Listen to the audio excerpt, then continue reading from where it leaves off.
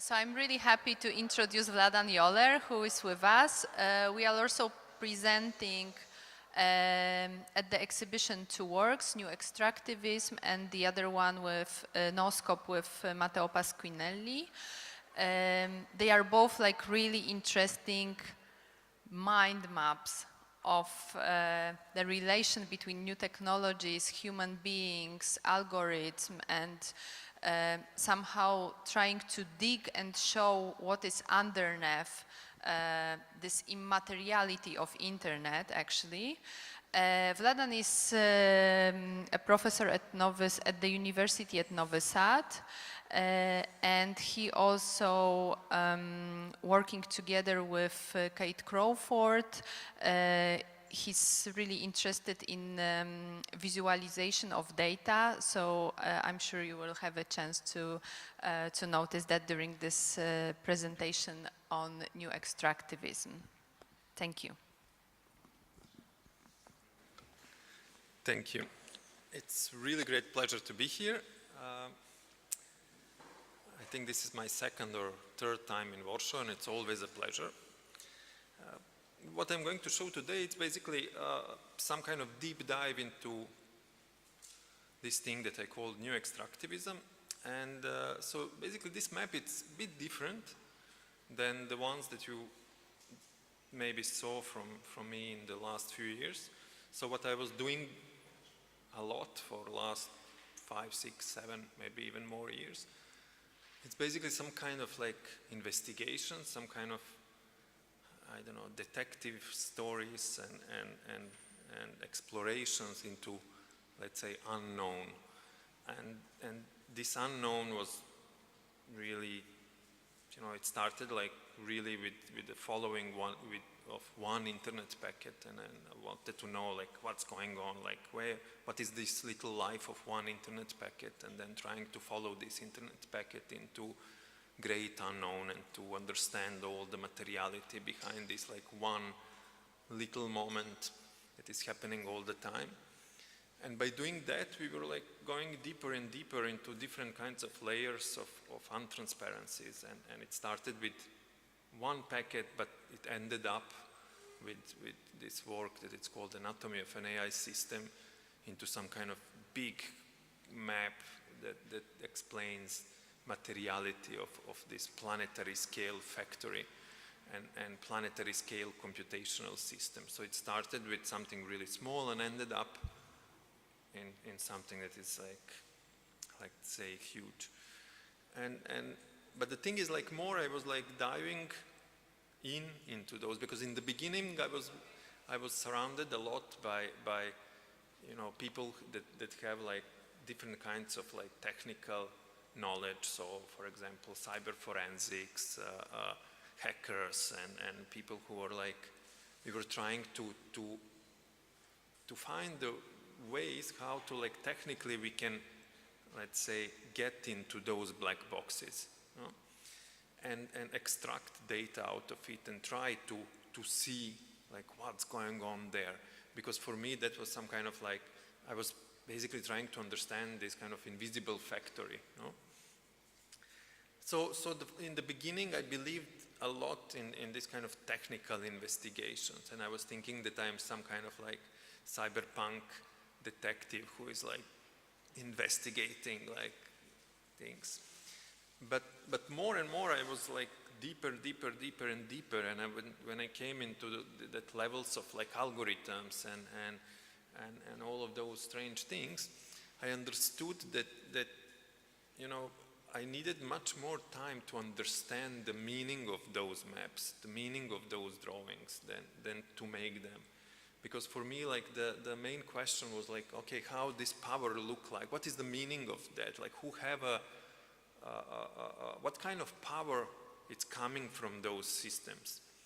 And in order to give answer to that, I was more shifting from, let's say, technical investigations and legal investigation. I was more shifting into media theory and philosophy in order to understand the picture, you know? And this map that I'm going to show you, that turned somehow into video, and this is my first video for last 20 years, so be gentle I'm not a video maker. It's basically some kind of homage to all of those wonderful, beautiful theories and concepts that I became fan of during my voyage to understand the meaning of those maps and pictures and visualizations I was making. So in a way, this is some kind of homage to that. So I will try now to play this, and then, because I understood at the end it's kind of dense again, so I will stop and try to give you some explanations on those chapters. Extractivism, an assemblage of concepts and allegories. The word assemblage is usually understood as a collection or gathering of things or people, a machine or object made of pieces fitted together, or a work of art made by grouping together found or unrelated objects. This map and accompanying footnotes are precisely that. One big messy assemblage of different concepts and ideas, assembled into one semi-coherent picture, or let us say a map, a worldview. 1. Gravity. Like Einstein's theory of relativity, massive objects curve the space and time of the topography of the internet, proportionally to their weight, defined by the number of their users and content. So we can think of massive monopolies and conglomerates such as Google and Facebook as enormous black holes that, with their gravity, create a field so intense that it attracts and swallows the content and users. So this is the first metaphor, and now we are going to glide from one metaphor and one idea to another one, and it's some kind of linear story out of that. And this idea of gravity, first time I saw that from the artist Louise Drew. She made like a wonderful, I think it's called cartography of the internet or something like this. And this is where I first time saw this idea of gravity, how basically we can think about internet in these terms of like Einstein theory of relativity and things like this. And this gravity I also saw in some of our investigations. So for example, when we were like doing investigation of like metadata of one Swiss journalist, basically metadata from his browsing history, we saw those gravities. We saw basically how we are browsing, it's always jumping from one black hole to another black hole. It's always like, you know, from Google to Facebook, all of those like big masses of so if you look like a network graph of a browsing history, you will see those masses, you will see those gravities. 2. Forces. Many other potential vectors and social forces contribute to that gravitational force. The fear of social isolation, economic and professional insecurity, unrealistic expectations of efficiency and productivity in the adapt or die environment, tailored addictions, depression and anxieties. These are just some of the other vectors that constitute social forces that keep us, with or without our wish, attached to those platforms. So, and then I was thinking, okay, because Louise Drew, she's just like saying like number of users defines the gravity. And here I was, because I was like reading some wonderful books also from one person that is also here in this room, Heart-loving, that is called like Sad by Design, no? And I was aware that it's not just about like number of people, those gravities are also made of other things. So like when we are attached to those platforms, it's different kinds of forces, that are keeping us attached to them. So for example, some of them are like made to be addictive. So basically, and also it's basically the cost of like potential going out from this field of those and forces of those platforms is not just because there is so many people there.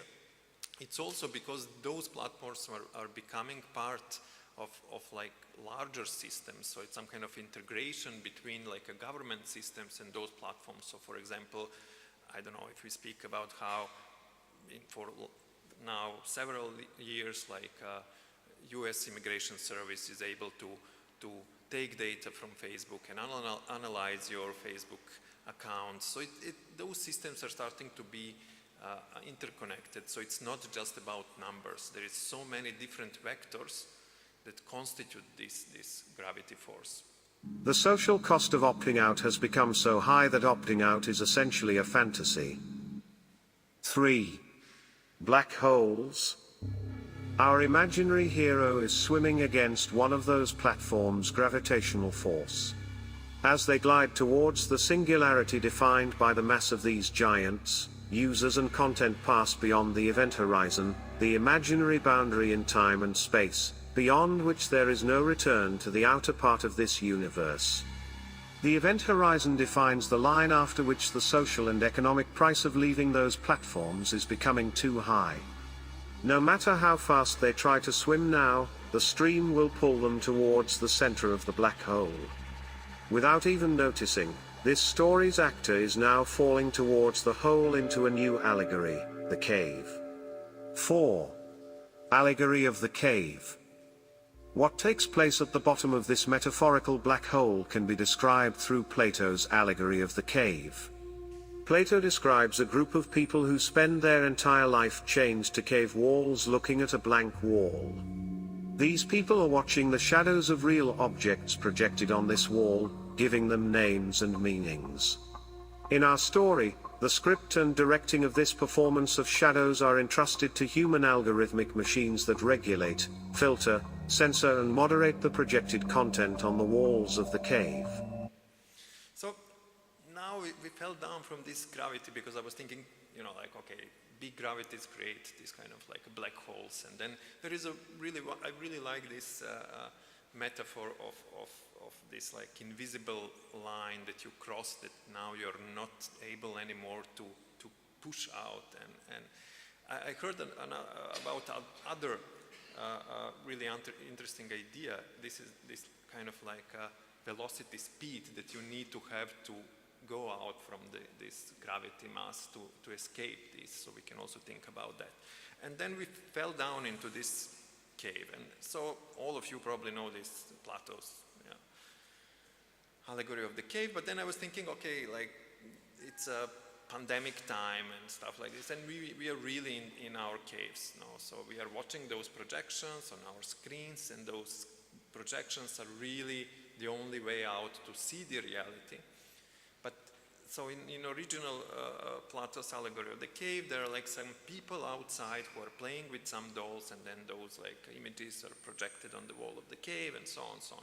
And then I was trying to play with this idea of the cave and trying to understand the architecture of that cave and trying to understand this projection. So what is this projection? This projection is basically, it's not some people who are playing with that. It's now some kind of like algorithms, some kind of statistical processes who are basically creating this kind of reality show that we are seeing on the wall of our cave. The existing elements and content that exist outside this cave and horizon of events create an information flow, a theater of shadows. 5. Walls. The cave and tower walls are constructed of multiple opaque layers and built mostly by ghost work or invisible labor.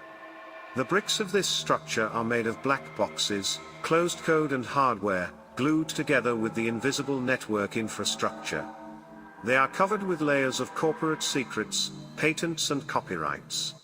And this is something that I really enjoyed thinking about, because what I was doing for like 5, 6, 7 years, I was like kind of like dissecting those walls. The first wall is trying to understand what is behind the object that you are using. And the second one is to try to understand the network. And then we were like scanning and trace routing network, creating some kind of like images and of those networks. Then after that you realize, okay, it's not about network, it is about networks, but it's also about those data centers, so it's another wall that you need to penetrate. And then after that, it's not about data centers, it's within the data centers you have a server, and then you need to see what is inside of that. And then inside of that you have algorithmic process. So in a way it's like endless layers, endless walls, or layers of those walls that are kind of creating, those are the walls of this cave, those are the walls that we are not able to see through, because what we are seeing usually it's just an interface and not what's really this kind of extended anatomy of those objects. 6. The interface. Interfaces are framing and structuring the projected algorithmic spectacle of images. Even though they are a direct manifestation of rules, regulations and taxonomies, they successfully obscure what is hidden beneath them. They define directly or indirectly what we can or cannot do. They are both tools and discursive frames. They are instituted as an order of discourse and embodiment of the discipline power of the platform. This cave is not only a prison cell, but it carries out the function of a factory hall and a resource extraction apparatus. So this is something that, you know, again, this triangle, it's something that I'm following from anatomy of an AI system, but basically this is something that I kind of like continue this kind of, you know, this is a kind of basic Marxist idea of this triangle between the resource, labor, and the product. And in anatomy of an AI system, I try to visualize this flow, this kind of huge fractal supply chain through those triangles, like something is resource, then with labor, transforming into product, and then this product is transformed into resource again, and so on, so on, so on. But here, what was I was kind of like really attached to this idea, and this became like really important to me. It's this kind of like that I'm now seeing some kind of fuzziness of this model, because like if we think about us in this cave, we are in the same time being a resource that is being extracted. We are in the same time being a worker, and we are in the same time being a product. So it's not so easy to follow this triangle, because you can see that we are basically doing like all three functions in the same time. And what is like probably the most funny thing is that we are not aware of that at all. And that idea of trying to understand this kind of new relation of labor and new understanding of like us as a resource, us as a labor, and us as a product, it's something that became like really important to me. The prisoner performs their threefold function as a worker, a resource, and a product. 7. Shadows and capture agents. The spectacle of a constant flow of information projected through the interface creates a digital shadow on the opposite wall of the cave. The projected digital shadow on the wall is a resource field where thousands of capture agents, tentacles of the rhizomatic surveillance complex, extract information. Every movement or emotional reaction is being recorded continuously. These capture agents can take many forms and sizes. From the tiny pieces of code, crawlers that wander the web, over the sensors catching heartbeats and surveillance cameras capturing our faces, to the complex network of satellites orbiting Earth. They can see our shadows through a full range of the electromagnetic spectrum. They can be invisible or massive, like a 500 meters wide radio telescope. The process of quantification is reaching into the human affective, cognitive, and physical worlds. Every segment of our existence reflected on our digital shadows can be seen as a form of direct or indirect labor, producing data as a behavioral surplus. When we breathe, walk, or sleep, every single emotion that we feel, our attention, our body temperature, or diseases that we have, everything can produce a behavioral surplus if being captured by surveillance apparatus. In that sense, even our bare existence within the walls of the cave can be seen as labor.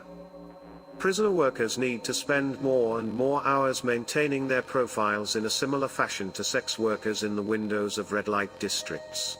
Digital identity labor is the forced labor of the 21st century. This creates an auto-disciplinary society where each anomaly and misbehavior is detected and quantified.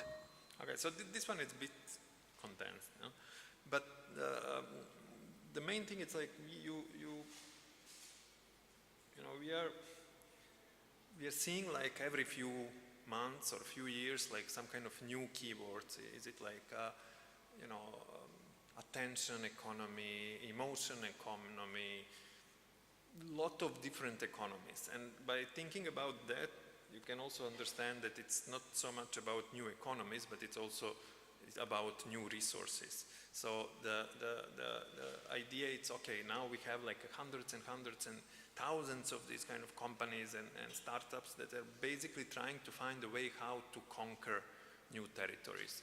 And new territories, in most of the cases, mean new territories of us, of our bodies, of our minds, of our emotions, and of our organs, of our soul. So it started with, you know, like our location, but now it's more about our emotions, now it's about our dreams, it's about like deeper and deeper excavations of different resources that exist in our body.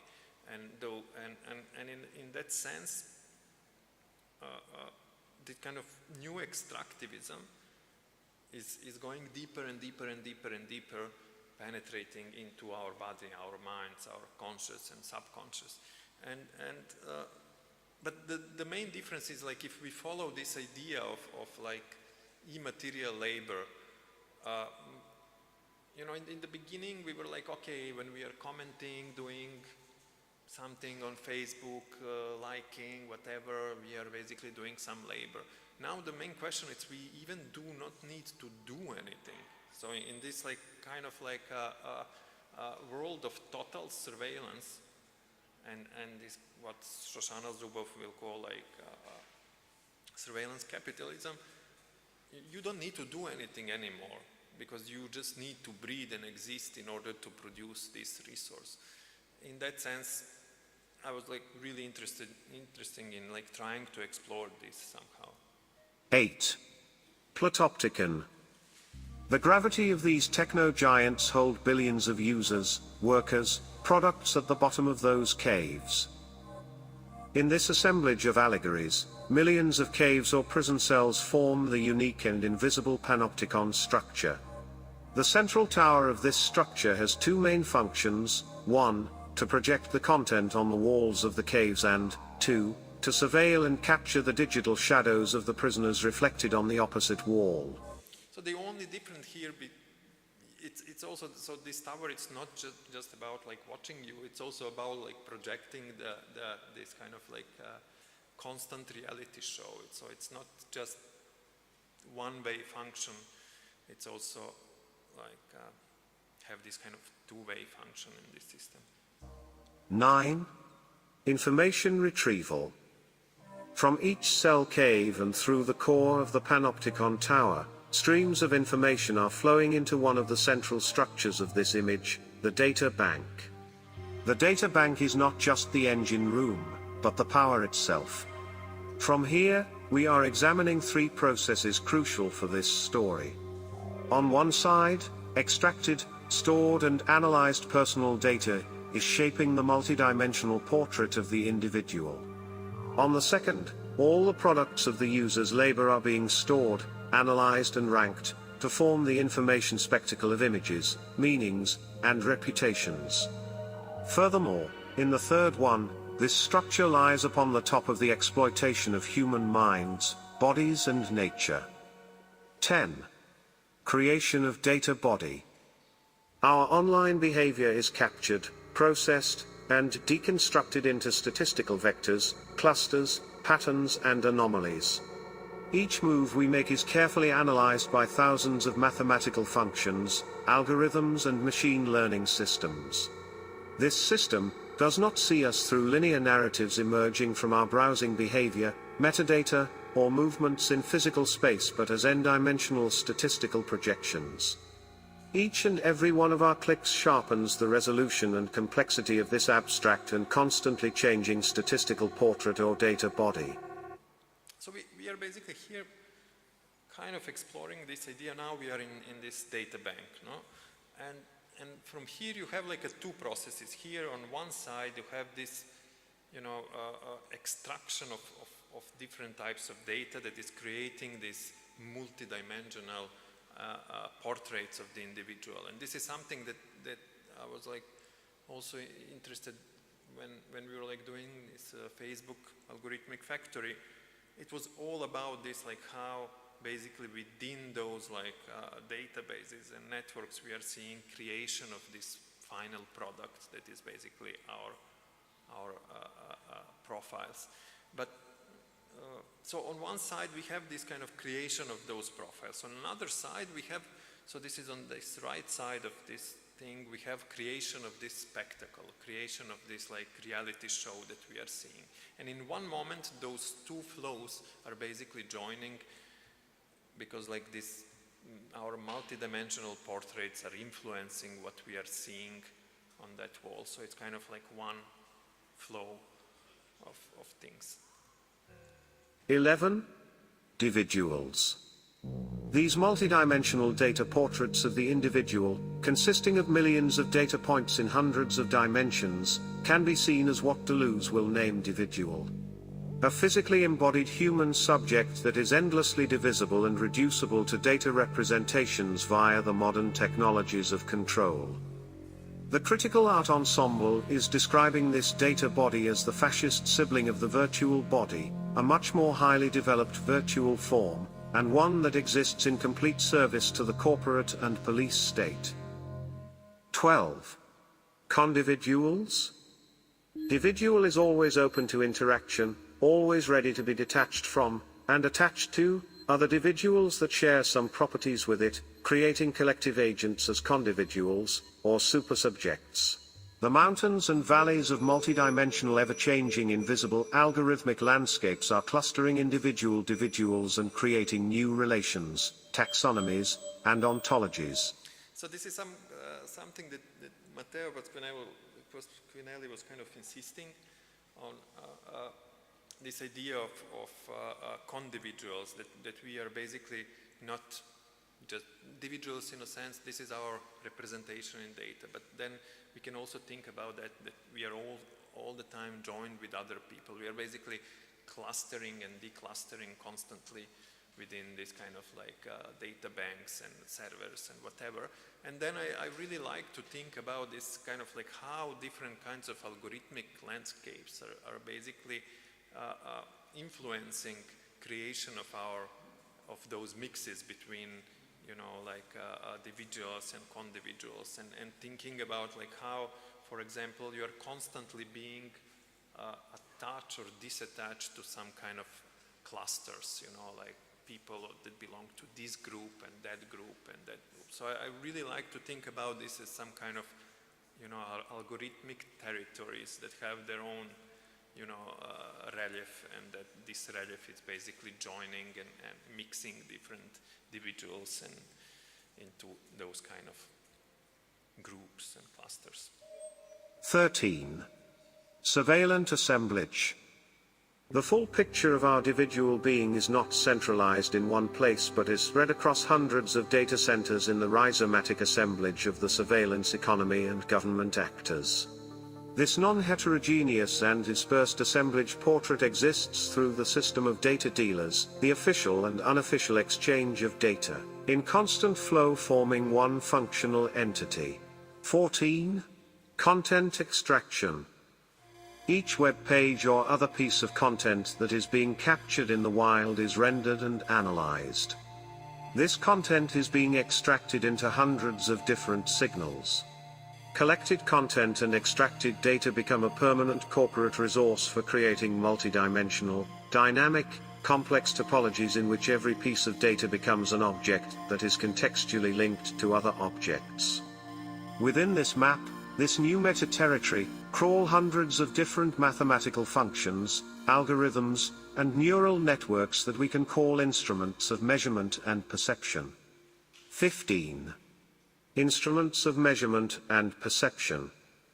Those instruments of measurement and perception always come with inbuilt aberrations. The shape of the algorithmic lenses is carefully crafted to project the This is something that basically kind of came out from this nooscope and this idea of that Matteo and I had about those seeing artificial AI and those systems as some kind of tools, and then basically not tools but similar to microscope or machine to see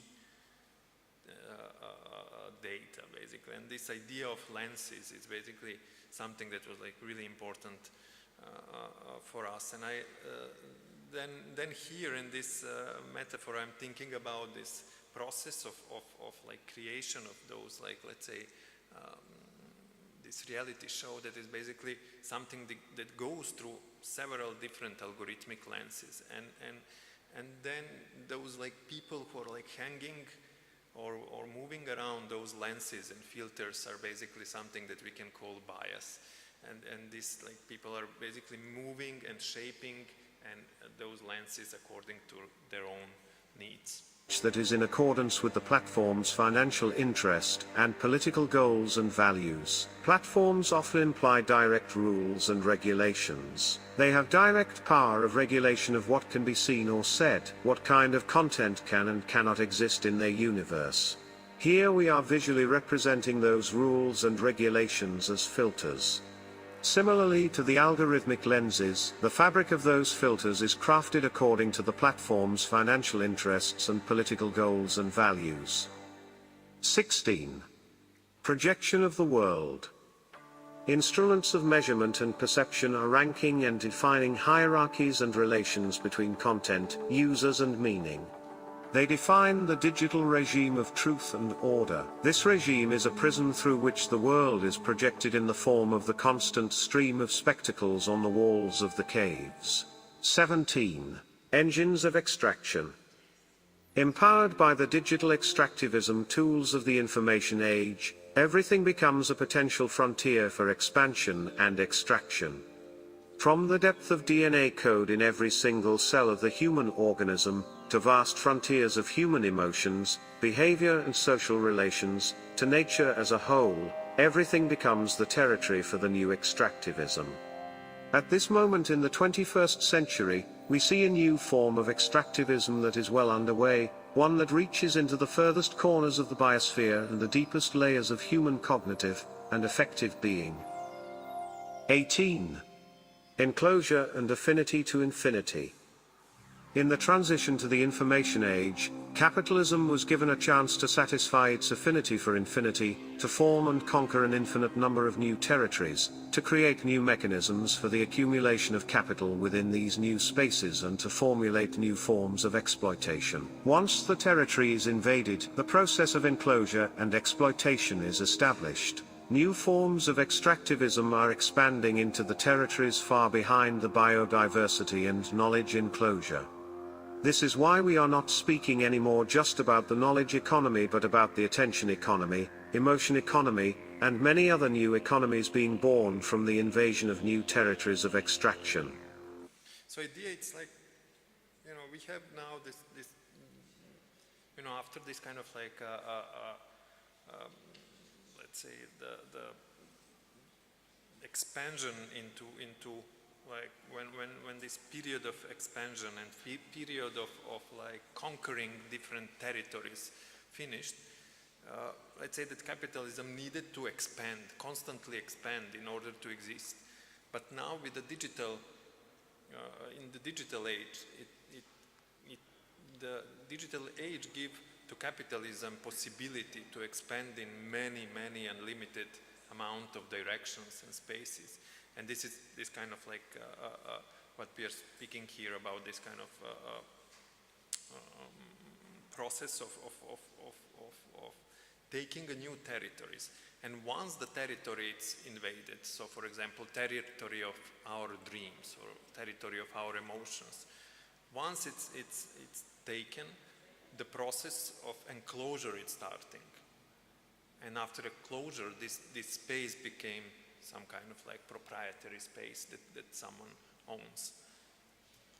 19. Fractal supply chains. Supply chains hidden behind the engines of extractivism are black boxes as much as neural networks or algorithms hidden behind interfaces.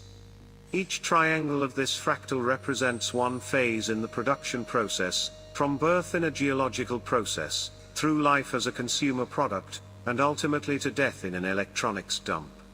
Within the fractal supply chain, we see a perpetual dance between human labor, non-human labor, earth labor, and automatization. 20.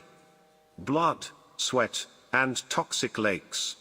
Every click or swipe we make online creates one little hole in the ground, filled with toxic waste and covered by toxic clouds. Every movement of materials and data within the planetary scale factory has its own hidden price. Supply chains are optimized towards maximizing profit for a few, while the real costs of the destruction that follows are shared among all the living entities on the planet in the present and the future. One molecule after another is extracted by labor and technique to make things for humans, but the waste products don't return so that the cycle can renew itself. So it's important to understand it's not just about extraction of data, of course. If you look down into those like fractal supply chains and everything, you will understand it's a mix of this kind of old forms of extractivism, new forms of extractivism. So it's starting from like this kind of like exploitation of you know, people in mines and in Congos and so on, so on. So it's a specter of different forms of exploitation. It's not just about this kind of new sexy form of exploitations of data and stuff like this. It's also really 21. Triangular trade. Slavery was at the heart of the development of the modern planetary scale global economy. From those days, the same model of constant flow within the vast fractal production chains expanded in time, space and complexity. The transatlantic slave trade evolved into the contemporary planetary scale factory. 22. Chains of digital colonialism. Traditional colonial practices of control over critical assets, trade routes, natural resources and exploitation of human labor are still deeply embedded in the contemporary supply chains, logistics and assembly lines of digital content, products and infrastructure. In that sense, chains of digital colonialism are made both on the extraction of digital surplus and the traditional exploitation of labor and resources. The concepts presented are mostly represented here visually, in the form of allegories. Dictionaries define allegory as a story, poem, or picture that can be interpreted to reveal a hidden meaning, typically a moral or political one. All of these allegories and concepts together, joined in the form of an assemblage, create together a blueprint of a machine-like superstructure, or a super-allegory. In that sense, what we have here is an almost fractal allegorical structure, an allegory, within an allegory, within an allegory. okay, you survived. Yay!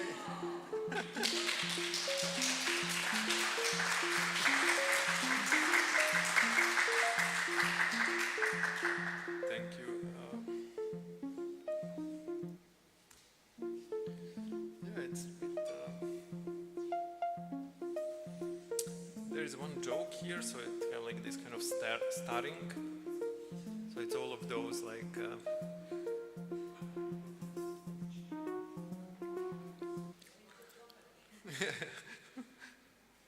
Didn't ask any of them.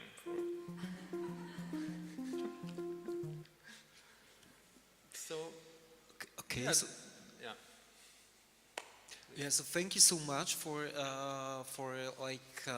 getting deeper into this factory composed of allegories, and thank you so much for your commentaries to this super inspiring video. To be honest, I must say that I really love this, drawings and sketches and diagrams, because they make visible things that are hidden and that are made invisible.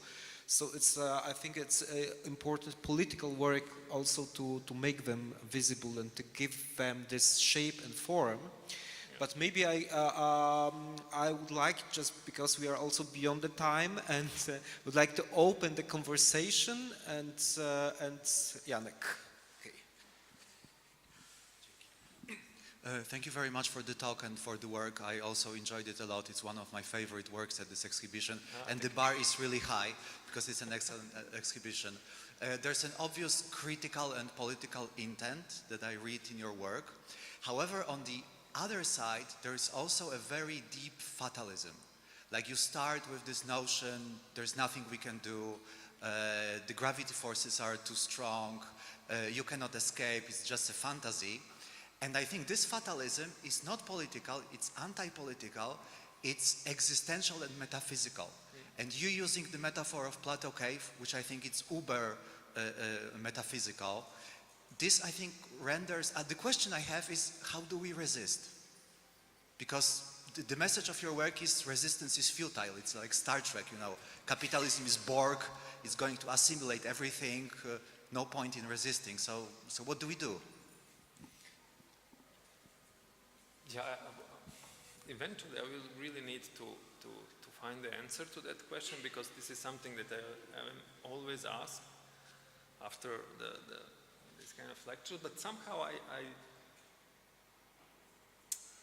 I don't know, once, like really long time ago, because I'm coming from Serbia, you know, and then I was like in bus with some friend, she is from Sweden, and then she explained me how people from Serbia are always so negative. And so like, when I was thinking after that, maybe it's true, you know, like maybe it's just like, and I can understand that, maybe it's some kind of like PTSD or something, but I really don't find myself, I don't find that my role in this process is to give an solution. I don't know why, maybe it's some kind of like a neural problem that I have, but I am really not into that. For me, I'm still really excited to try to understand factory and to try to understand how these things works. Maybe one day when I finish this, but probably it will never finish, I will be able to give an answer how we can go out from this. But I don't feel competent in a sense of giving a hint how to get out from the cave. And it's always the question, and I never know how to answer on that. And but it's my, I don't know. I just, yeah. Thank you, Vlad. I actually literally just finished teaching anatomy of AI, and I know Kate, in my course called AI and Justice, all the way in UCLA. So I just wanted to, I'm happy to meet you. Yeah, and I love this video, and I'm going to show parts of it in my courses, actually. So I had two thoughts, and just want to get your thoughts on them. One is, you know, often in the tech ecosystem, we even see tech magnates like Musk or Jack Dorsey before that at Twitter, and others say transparency, right? Well, the type of transparency you're showing here is more, it's poetic and it's multimodal, and I don't think it's the type of transparency that they call for, right? And actually transparency is another trap that they use for labor, right? Like Musk just said with Twitter's algorithms, he's going to make it open source, but what that actually means is they're going to get free input from people to refine the algorithm in whatever ways they want. It's not transparency over the actual algorithm, it's transparency so they could get input to create another algorithm or set of algorithms that are not transparent. So often in the justice frame, we talk about governmentality, right? Like Foucault's last lectures, right? Where he talks, and so I think maybe to kind of answer that previous question and ask you, the question could be one about distributed governance and what are the movements needed to push that, right? I mean, I'm in the US, which is neo-fascist. We've just stopped abortion and all sorts of other things. It's insane. So this is just one thought, right? Like, what is the kind of governmentality or a biopolitics kind of idea, right? Those those ideas. And then the other thing I thought about a lot is representation here, like Stuart Hall's work, right? So what we're seeing in the anatomy of AI is representation not like something that existed that we're representing, but we're seeing how AI systems, even the discourse around AI itself, has come to stand in for an absence of people's power or planetary power, right? Yeah. So I'm just curious if you play with those ideas, like representation in relation to extraction and governmentality and biopolitics. So. Yeah, sorry, I go crazy on this stuff. No, for me, this idea of transparency, it's something that I was like dealing much longer than before anatomy of an AI system. And I was like really attached to this idea. For me, it was like trying to, as I said, like penetrate all of those layers and trying to understand what's going on behind. But with the anatomy of an AI system, because like this middle of anatomy of an AI system, it's something that I was like doing for years. And then in one moment, by expanding this, like adding another dimension, and basically that was this idea of geology of media, that maybe we can start from like you know, elements and metals, and then try to understand this story of the power from another angle, another dimension, that completely put me out from idea of transparency, because I was like, okay, maybe transparency it's not the biggest problem, because like you know, there are like so many different planetary scale issues involved in this. And then when we published this anatomy of an AI, it became some kind of tool that many people are using in classrooms, in universities, but also in some kind of policy making process. So it's hanging across the toilet in European Commission. That's one of so because they said that they're a big fan of it. So and then for me that one was like really a tool to expand the topic, because like, for example, all about like AI ethics now, it's like concentrated on such a small part of the problem. It's just about data set. It's just about like how this data set is going to be ethical or not ethical. It's just about bias. And then if you take, for example, anatomy of an AI, you see that this data set is just like one tiny point of this extended anatomy of this system. And if we really want to make an AI ethical, we will need to deal with the planetary scale system and planetary scale system of inequality, of exploitation, and basically we will need completely to deconstruct the way we are living, you know. But the thing is, like, we really often don't want to see, we don't want to see further into those like chains that exist out there, and we want to, and this idea that we can fix AI by making an ethical data set, it's again some kind of techno-utopian narrative that, okay, now if this is like, you know, in the same way how, for example, that I really love, for example, fair phone. I really love that idea of trying to fix phones in a sense of like making them more ethical. But if you go deeper, you will understand that it's basically doesn't reach further than people in the factory in Shenzhen being paid well.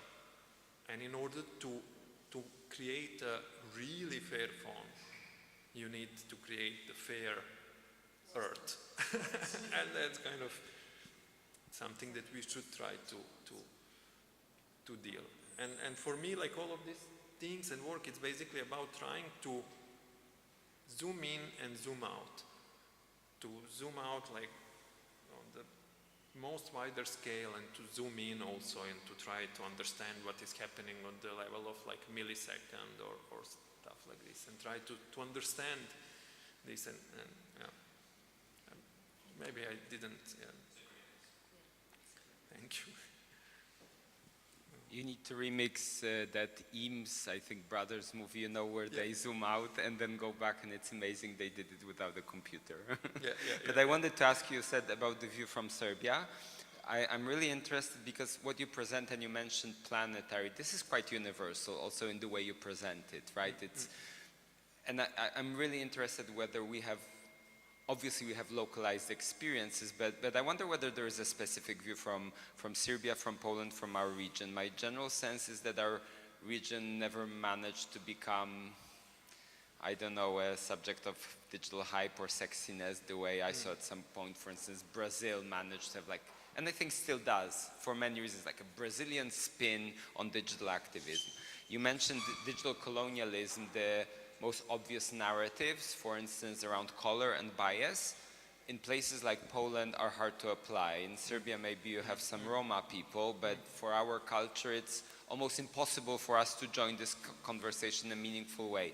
So there are some challenges. At the same time, I think we are subjects of data and digital colonialism the same way people in Africa or indigenous people. Maybe not in the same way, okay, but in some way.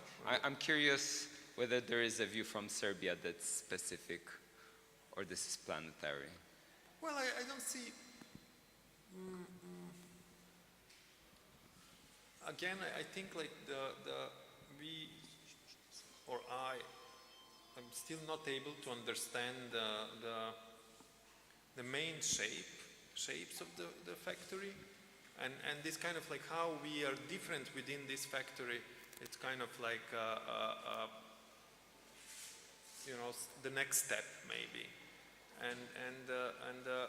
On this kind of some kind of wider level, I think we have a lot of job to do in order to understand some basics, and then we can start to speak about like these tiny differences. I think like you know, all of those differences are kind of like they are being, in any case, you know, like commodified and conquered, and so yeah. But then also like it's also really interesting if you think about this process and also anatomy of an AI system. What we are seeing in the last few years, from COVID now on, we are seeing somehow this planetary scale system of production kind of collapsing. You know, we are seeing some kind of errors in supply chains that are not there.